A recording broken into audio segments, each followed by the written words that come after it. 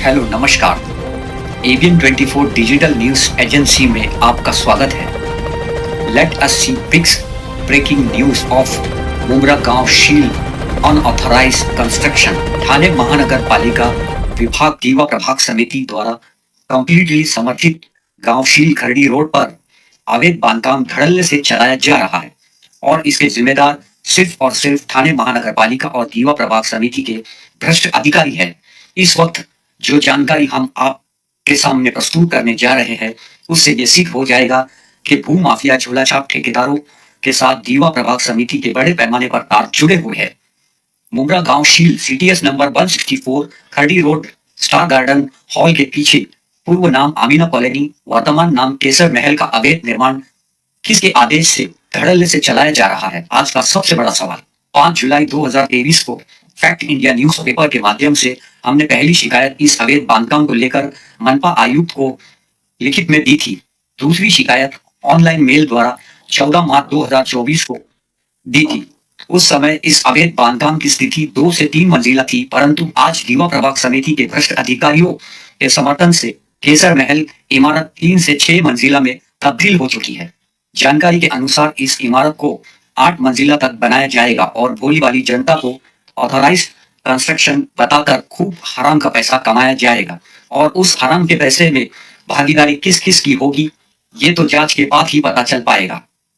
हमारी पहली शिकायत पर 12 जुलाई 2023 को ठाणे महानगर पालिका उपायुक्त परिमंडल 1 के श्री मनीष जोशी ने सीटीएस नंबर 164 गांव शील खरड़ी रोड परिसर स्टार गार्डन हॉल के पीछे और आसपास के अनेक अवैध बांधकाम पर रोक लगाने और तत्काल कार्रवाई करने के लिए एमआरपीटी एक्ट नोटिस 1966 के तहत एक आदेश दीवा प्रभाग समिति को जारी किया था, जो आप हमारे स्क्रीन पर देख रहे हो। एमआरपीटी अधिनियम का क्या अर्थ है?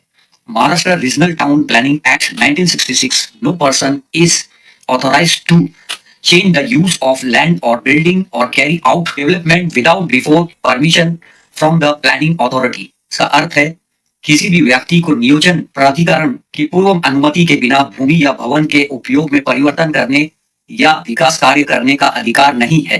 आप समझ सकते हो, परिवर्तन या भवन खड़ा करने का अधिकार नहीं है, परंतु सीटीएस नंबर 164 पर अनुमति बिना 6 से 7 मंजिला एक महल खड़ा कर दिया गया जिसका नाम केसर महल है, जो मनपा कायदे के बिल्कुल विपरीत और विरुद्ध निर्माण है। अब इस केसर महल के अवैध निर्माण में किस किस मनपा अधिकारी को बड़ी रकम टेबल के नीचे से पहुंचाई गई है, ये तो ईओडब्ल्यू या एंटी करप्शन की जांच से पता चल पाएगा। सबसे बड़ी शर्मनाक बात और शॉकिंग न्यूज ये है कि क्या दीवा प्रभाग समिति ने ठाणे महानगर पालिका उपायुक्त परिमंडल 1 श्री मनीष जोशी के आदेश को कूड़ेदान में फेंक दिया था, जो आज तक उसका पालन नहीं किया गया।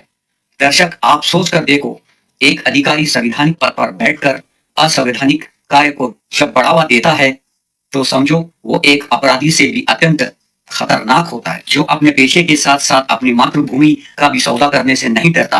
उसे आपकी भाषा में क्या कहा जाएगा? दर्शक, इसका जवाब आप जरूर दीजिए।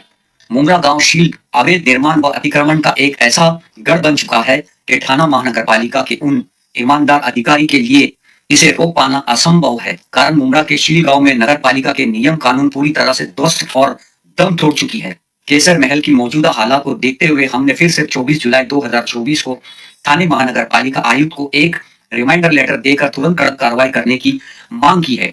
अब देखना होगा कि ठाणे महानगर पालिका के आदेश पर दीवा प्रभाग समिति आमीना कॉलोनी पर अवैध तरीके से बनाए गए केसर महल पर कड़क कार्रवाई करेगी या उसे भी गैर मूल्यवान आदेश समझकर कूड़ेदान में फेंक देगी।